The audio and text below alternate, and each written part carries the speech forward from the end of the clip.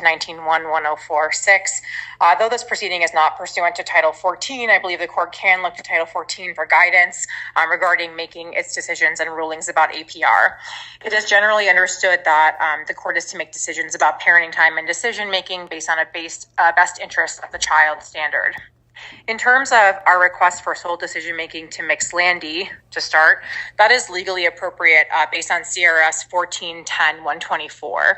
That statute directs the court to consider the best interest of the child in allocating decision-making and specifically instructs that where the court finds that one of the parties has committed an act of domestic violence or has a history of domestic violence, then it shall not be in the child's best interest to allocate joint decision-making responsibility between the parents. Here, Mixed Bear Track has committed an act of domestic violence and has an ongoing pattern of domestic violence. And so we are requesting that sole decision-making for this child be allocated to Mixed Landy. We believe that is in Olo's best interest. Regarding our request for primary residential custody and parenting time, we are asking that the court order Mixed Landy have primary residential custody and that Mixed Bear Track have professionally supervised parenting time at their expense.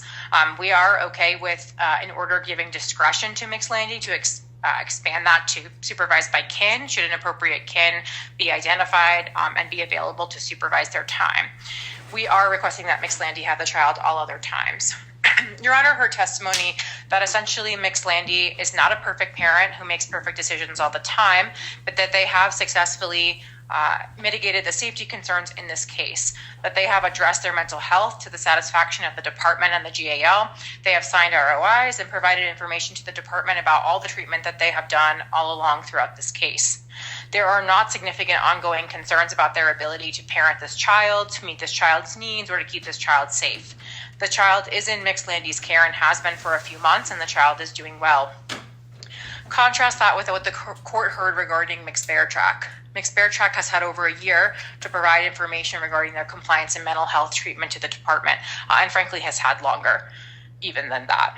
Mixed Bear Track declined or neglected to do so that entire time and then provided a letter from their clinician the day before trial. A letter that the court heard did not include specifics regarding their treatment. Mixed Bear Track also has still not signed any ROIs for providers or made a letter available from the psychiatrist.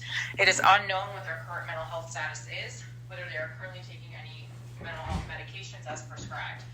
The court does not have sufficient information that the safety concerns regarding Mixed Bear Track's mental health have been mitigated. Further, the department has been unable to evaluate Mixed Bear Track's home for appropriateness for the child due to Mixed Bear Track's own unwillingness to allow that. Given this, it is in Olo's best interest that Mixed Landy be the primary residential custodian, that they have sole decision-making, and that Mixed Bear Tracks have professionally supervised visits at their own expense, and Mixed Landy have all of the time. Briefly, a note on culture. I just want to note that this is not a termination of parental rights hearing.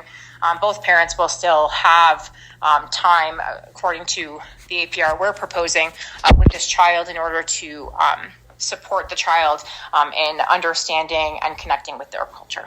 Thank you. Mr. McDowell. Your Honor, DHS is in agreement with Mother's Counsel regarding the idea that the best interests of Olo would best be served by primary residential custody to mother, and I think the testimony indicated that giving parents either joint decision-making or a duty to confer is likely to end up putting the two of them back into the conflictual relationship that both brought this case forward and led to the incident of domestic violence that occurred in fall of 2023. So they know it.